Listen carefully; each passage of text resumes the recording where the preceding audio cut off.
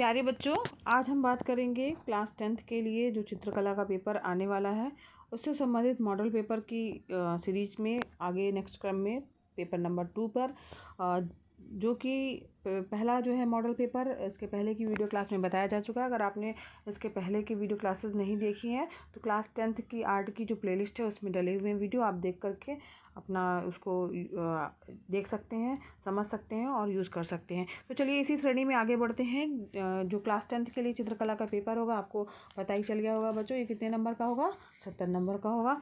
और 30 नंबर जो है आपके वो प्रैक्टिकल और प्रोजेक्ट के लिए निर्धारित किए गए हैं। प्रैक्टिकल की जगह पे यहाँ पर प्रोजेक्ट बनाना होगा और जो आंतरिक मूल्यांकन में भी आपके विद्यालय से ही नंबर विद्यालय स्तर पर दिए जाएंगे। 3 घंटे 15 मिनट का आपका पेपर होगा। 15 मिनट जो है आपको पेपर पढ़ने के लिए दिए जाएंगे। यहाँ पर निर्देश पढ़ना बहुत ज़रूरी है बच्चों, एक बार निर्देश ज़रूर पढ़ लीजिएगा। तो यहाँ पर जो आपका जो सीट मिलेगी उस पर मुख्य प्रश्न तथा इसमें रखे गए प्रत्येक उत्तर पत्रक जो होगा, जो भी मोटा पेपर है ड्राइंग करने के लिए, उसके दाहिने कोने पर जो है अपना अनुक्रमांक जो है अंकों और शब्दों में ज़रूर लिखिएगा, साफ साफ लिखना है। और साथ ही बच्चों कक्षा निरीक्षक जो होंगे आपके उनसे जो है उसमें साइन भी करवाना है, ठीक है, स्पष्ट हस्ताक्षर भी उसमें होना चाहिए। फिर जो आपका प्रश्न पत्र है वो 3 खंडों में विभाजित किया गया है। खंड का जो है वो आपका अनिवार्य है और खंड खा और खंड गा में से जो है किसी भी एक प्रश्न को हल करना है। और खंड का जो है वो आपका प्राकृतिक दृश्य चित्रण अथवा आलेखन अथवा प्राविधिक कला, ठीक है, जो कि अनिवार्य प्रश्न है। वो भी 3 भागों में विभक्त है, प्राकृतिक दृश्य चित्रण में, आलेखन में या तो प्राविधिक कला। तो इन तीनों में से बच्चों आपको केवल एक ही अटेम्प्ट करना है जो कि खंड का के अंतर्गत आएगा। अब खंड खा की बात करते हैं तो खंड खा में स्मृति चित्रण है, ठीक है, और खंड गा की अगर हम बात करते हैं तो खंड गा में जो है वो भारतीय चित्रकला है। तो इन दोनों में से आपको कोई भी एक प्रश्न का उत्तर देना है, या तो आप खंड का खा कीजिए या तो फिर खंड गा कीजिए, ठीक है। तो यहाँ पर ये आपको क्लियर हो गया बच्चों। अब बढ़ते हैं अपने प्रश्न पत्र की ओर जो कि खंड का है अनिवार्य। तो यहाँ पर देखिए अनिवार्य में जो है सबसे पहला है प्राकृतिक दृश्य चित्रण। तो इम्पॉर्टेंट प्रश्न है बच्चों, ये अक्सर आता है प्राकृतिक दृश्य चित्रण में। यहाँ पर देखिए नाप दी हुई है 20 सेंटीमीटर बाई 15 सेंटीमीटर का जो है वो आयत है आपका और बनाना है। तो यहाँ पर जो नाप दी गई है आपको स्केल से नाप करके उतना ही आयत का चित्र आयत बनाना पड़ेगा और उसके अंदर ही आपको चित्रण करना है। तो यहाँ पर एक प्रातःकालीन गांव के दृश्य का चित्र बनाना है, यानी सुबह के समय गांव के दृश्य का चित्र बनाना है, जिसमें एक बड़ा पेड़ बनाना है झोपड़ी के जो कि पीछे रहे। सूर्य का उदय हो रहा है, यानी सूरज निकलता हुआ दिखाना है आपको। नदी के किनारे एक मंदिर है, नाव है, पक्षी आसमान में उड़ रहे हैं, ठीक है। तो ये सब चीज़ें लेते हुए जो है आपको प्राकृतिक दृश्य चित्रण करना है। दृश्य चित्रण जो है जल रंगों अथवा पेस्टल रंगों से तैयार करना है। चित्र बनाने के बाद उसमें कलर भी करना है, जो कि वाटर कलर होंगे या तो फिर पेस्टल कलर होंगे। तो यहाँ पर प्राकृतिक दृश्य चित्रण से संबंधित वीडियो जो है वो क्लास 10th आर्ट की प्लेलिस्ट में डाला हुआ है, आप देख सकते हैं, वैसा ही वीडियो है। तो उस तरीके से जो है आप अपना चित्र तैयार कर सकते हैं। तो यहाँ पर जो है नंबर भी निर्धारित किए गए हैं, जो कि सही रेखांकन और परिक्षेप के लिए जो है 15 नंबर निर्धारित किए गए हैं। संयोजन के लिए जो है 7.5 नंबर है। और सुसंगत रंग अगर हम प्रयोग कर रहे हैं तो उस हिसाब से वो देख करके उसमें भी 15 नंबर निर्धारित किए गए और सामान्य प्रभाव के लिए 7.5 अंक जो है वो निर्धारित कर दिए गए हैं। तो प्राकृतिक दृश्य चित्रण जो है ये आपका जो है ये आपको बनाना होगा। तो ये देखिए खंड जो का है उसमें प्राकृतिक दृश्य चित्रण या तो आप चित्रित कीजिए अथवा यहाँ पर देखिए अथवा भी बना हुआ है, तो या तो फिर आलेखन कला कीजिए। अगर आपने आलेखन कला लिया है तो उसमें आप आलेखन बना सकते हैं। तो यहाँ पर देखिए जो नाप दी हुई है उसी नाप का जो है आपको वृत्त खींचना होगा। यहाँ पर वृत्त आलेखन जो है कोई ज़रूरी नहीं वृत्त में आए, हो सकता है आयत में आए, हो सकता है वर्ग में आए, लेकिन देख लीजिएगा प्रश्न में क्या पूछा गया है। तो यहाँ पर जो है वृत्त में आपको आलेखन बनाना है जो कि 16 सेंटीमीटर व्यास का होना चाहिए। त्रिज्या कितनी हो जाएगी, तो यहाँ पर त्रिज्या बच्चों हो जाएगी आपका जो त्रिज्या होगी आपकी 16 का आधा होती है, यानी कि 8 सेंटीमीटर हो जाएगी त्रिज्या। यानी गोला प्रकार की सहायता से जो है आप 8 सेंटीमीटर का जो है त्रिज्या लेकर के वृत्त खींचिएगा। और वृत्त में जो है पूर्ण इकाई वाले मौलिक अलंकारिक आलेखन को बनाना है, जिसमें कोई भी भारतीय पुष्प, उसकी 2 पत्तियां 2 कलियां जो हैं उसमें रहने चाहिए। आलेखन में 3 जल रंगों का प्रयोग करते हुए जो है वो आपको कलर भी करना है, तो वाटर कलर का यूज़ करना है इसमें। तो आलेखन से संबंधित बहुत सारे वीडियो डले हुए हैं, आप देख करके उसका प्रयोग करते हुए जो है आपको आलेखन बनाना है। यहाँ पर इसके लिए भी नंबर निर्धारित किए गए हैं। इकाई की मौलिकता के लिए 15 नंबर है, संयोजन के लिए 7.5 नंबर है, उत्तम रंग संगति के लिए जो है 15 नंबर है और सामान्य आकर्षण के लिए जो है वो 7.5 नंबर निर्धारित किए गए हैं। तो या तो आप प्राकृतिक दृश्य चित्रण वाला चित्र बनाइए या तो फिर आलेखन कला के अंतर्गत जो है ये आलेखन वाला जो आपकी वृत्ति के अंदर बनाना है आपको, उसको बनाते हुए जो है वो कलर करना है। 3 रंगों का प्रयोग करना है। तो एक कलर आप बेस कलर कर दीजिएगा, येलो से जनरली बेस कलर अच्छा लगता है, तो येलो कलर से बेस कलर कर दीजिएगा। बाकी पुष्प में आप कमल का फूल भी बना सकते हैं, गुलाब का फूल भी बना सकते हैं। तो अगर कमल का फूल बनाना है तो गुलाबी कलर दूसरा यूज़ करिएगा और पत्तियों को ग्रीन कलर से। तो ये 3 कलर जो है जल रंग हो जाएंगे और इन तीनों रंगों का प्रयोग करते हुए आप अपना आलेखन तैयार कर लीजिएगा। आगे बढ़ते हैं इसी खंड का में ही, या अगर आपने प्राकृतिक दृश्य चित्रण आलेखन इन दोनों में से नहीं किया है तो प्राविधिक कला के जो है प्रश्न आएंगे, तो उसको भी आप अटेम्प्ट कर सकते हैं। तो प्राविधिक कला के प्रश्नों में देखिए यहाँ पर जो प्राविधिक कला के लिए भी जो है कुछ निर्धारित किया गया है। तो इसमें सूचनाएं जो दी गई हैं उसको आप ध्यान से पढ़ लीजिएगा। 5 प्रश्न में से किन्हीं भी 3 के उत्तर देना है और प्रत्येक प्रश्न के अंक समान हैं। और इसके साथ ही जो है इसमें लिखा है कि जो रचना है उसमें निर्दिष्ट रेखाएँ, रचनात्मक रेखाएँ, अभीष्ट रेखाएँ जो हैं वो स्पष्ट होनी चाहिए और रचना में रचनात्मक रेखाओं को ना मिटाएं, यानी उसमें उसको जो है दिखना चाहिए, उसको मिटाना नहीं है, ठीक है। और रफ कार्य जो है वो फुल स्केप पेपर पर करना है और इसको जो भी आपको वो रफ कार्य के लिए कागज़ मिलेगा उसको अपने जो है उत्तर पत्रक के साथ में संलग्न करना, उसे आप घर नहीं ले जा सकते हैं, उसको भी आपको उसमें अटैच करना होगा। यहाँ पर देखिए 3 का ही कोई करना है उत्तर। तो यहाँ पर प्रश्न जो दिए हुए आ, ब, सा, द, या, ठीक है। तो यहाँ पर देखिए कुल मिला के 5 प्रश्न दिए, कोई भी 3 प्रश्नों को आपको करना है। यहाँ 15-15 नंबर प्रत्येक प्रश्न के लिए निर्धारित किए गए हैं। आप प्रश्न देख करके जो है जिन लोगों ने प्राविधिक कला के अंतर्गत अपना ये चित्रकला लिया है क्लास 10th में, वो इन प्रश्नों को अटेम्प्ट करेंगे, वरना आप प्राकृतिक दृश्य चित्रण या आलेखन कला जो है वो कर सकते हैं, ठीक है। तो यहाँ पर तीसरा ऑप्शन ये वाला था। अब चलते हैं अपने खंड खा की ओर। खंड खा जो है वो स्मृति चित्रण पर आधारित है और खंड खा में जो है स्मृति चित्रण में जो है 2 प्रश्न आए हैं आपके।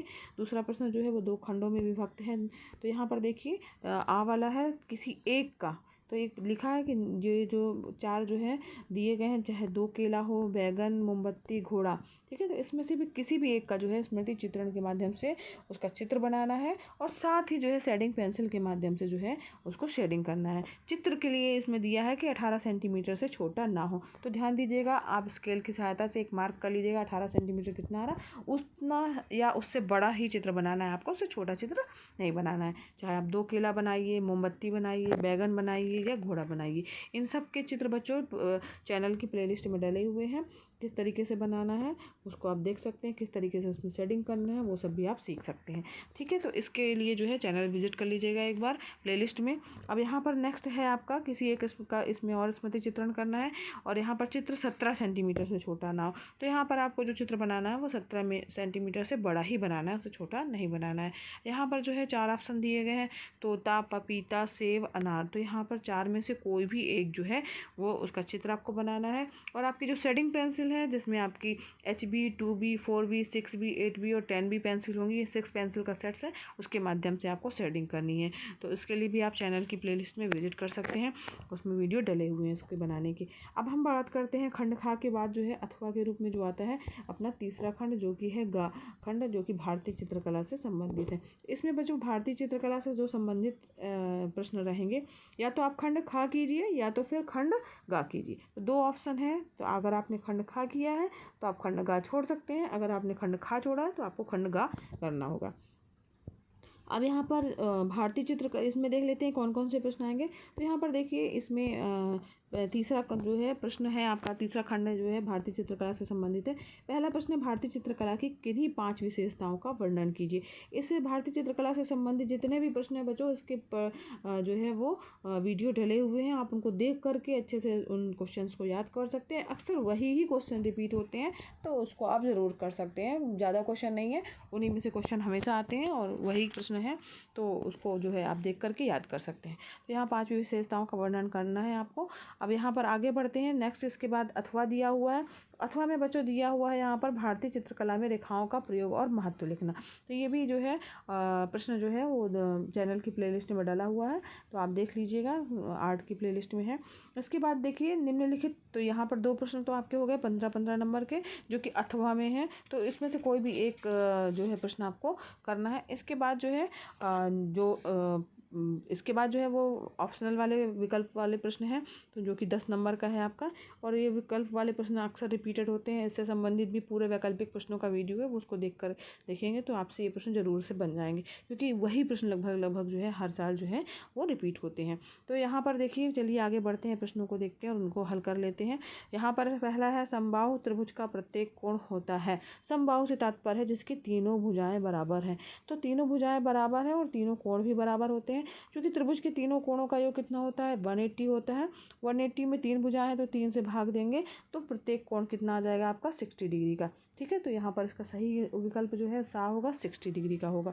अब आगे बढ़ते हैं। नेक्स्ट, निम्न में से कौन सा रंग गर्म रंग है।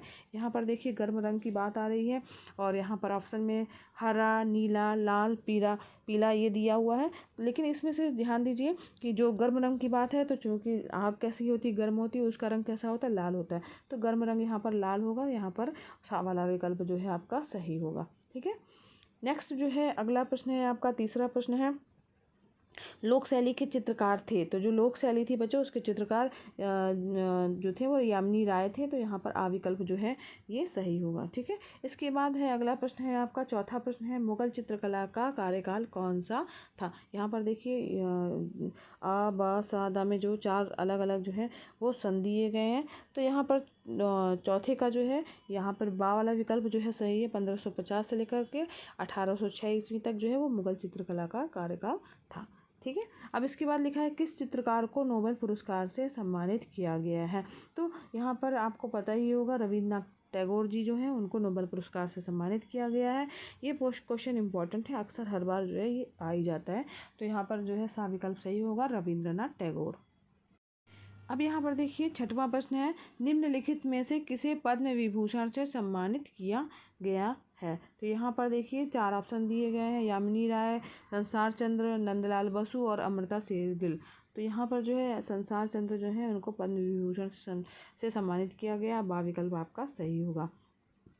इसके बाद बच्चों अगला प्रश्न है, बंगाल जो चित्र शैली है उसके किस चित्रकार ने मेघदूत का चित्रण किया। तो यहाँ पर जो है 4 ऑप्शन दिए गए हैं, इसमें से सही ऑप्शन है आपका असित कुमार हलदार। ठीक है, तो इन्होंने जो है मेघदूत का चित्रण जो है किया है बंगाल चित्र शैली में। ठीक है, तो यहाँ पर अब नेक्स्ट प्रश्न बढ़ते हैं। यहाँ पर दिया है अगला प्रश्न है आपका, प्राथमिक रंगों के समूह को छांटना है। तो यहाँ पर 4 ऑप्शन दिए गए हैं, तो लाल, पीला और नीला ये प्राथमिक रंग है, बा वाला विकल्प इसका जो है वो सही होगा। प्राथमिक रंग कौन से हैं, लाल, पीला, लाल और नीला। ठीक है, तो ये हमारे हो गए प्राथमिक रंग। आगे बढ़ते हैं नेक्स्ट प्रश्न की ओर। अगला है बच्चों, सफ़ेद रंग का विरोधी रंग कौन सा है। तो सफ़ेद का विरोधी रंग कौन सा है, काला है, सा वाला विकल्प इसका सही होगा। ठीक है, अब इसके बाद नेक्स्ट प्रश्न की ओर बढ़ते हैं, किस पेंसिल से खींची गई रेखाएं सर्वाधिक हल्की होती हैं। तो यहाँ पर देखिए 4 ऑप्शन दिए गए हैं, इसमें से 2H वाला ऑप्शन जो है सही होगा। हल्की रेखाएं, जितना भी H का नंबर ज़्यादा होगा वो जो है पेंसिल जो है वो सबसे हल्की चलेगी। तो यहाँ पर जो है H का नंबर सबसे और इसके बाद फिर HB बीच वाली पेंसिल होती है, मुलायम पेंसिल होती है, जिससे हम चित्र ड्रा करते हैं। और जैसे जैसे हम B की ओर बढ़ते हैं, B के नंबर बढ़ते जाएंगे, वैसे वैसे पेंसिल जो है वो डार्क होती जाती है। तो ये आप एक बेसिक कॉन्सेप्ट याद रखिएगा, तो आपको कभी इसमें जो है कन्फ्यूज़न नहीं होगा। तो सबसे जो खींची गई रेखाएं जो है वो H वाली हल्की होंगी। तो यहाँ पर H में केवल ये दिया हुआ है 2H। अगर मान लीजिए एक ऑप्शन 4H भी होता तो यहाँ पर इसका विकल्प के रूप में जो है आप 4H में टिक करते। सबसे हल्की रेखाएं, जितना भी H का अंक ज़्यादा होगा वो उतनी ज़्यादा ही हल्की होती जाएगी। तो यहाँ पर B विकल्प जो है आपका सही होगा। तो बच्चों ये पूरे आपके क्वेश्चन जो है वो कंप्लीट हो गए हैं, आंसर इनके बता दिए गए हैं। तो इस प्रकार से बच्चों आपका जो ये मॉडल पेपर है या क्लास 10th की चित्रकला के लिए आपका पेपर आ सकता है। ये जितने भी प्रश्न बताए गए हैं ये सारे प्रश्न इंपॉर्टेंट हैं। तो इसका जो है प्रैक्टिस आप ज़रूर कर लीजिएगा, और इनके वैकल्पिक प्रश्न अगर आपने भारतीय चित्रकला से संबंधित लिया तो उनको जो है ज़रूर हल कर लीजिएगा, इनके उत्तर आपको पता होने चाहिए। बच्चों अगर आपको ये वीडियो ज़रा भी हेल्पफुल लगा हो तो वीडियो को ज़रूर लाइक कीजिएगा, चैनल पर नए हैं तो चैनल को सब्सक्राइब कीजिएगा बच्चों। और ये वीडियो क्लासेस फ्री हैं, तो आप खुद भी इसका लाभ लीजिए, अपने फ्रेंड्स को भी शेयर कीजिए ताकि वो भी इसका लाभ ले सके। धन्यवाद बच्चों, मिलते हैं एक नेक्स्ट वीडियो क्लास में।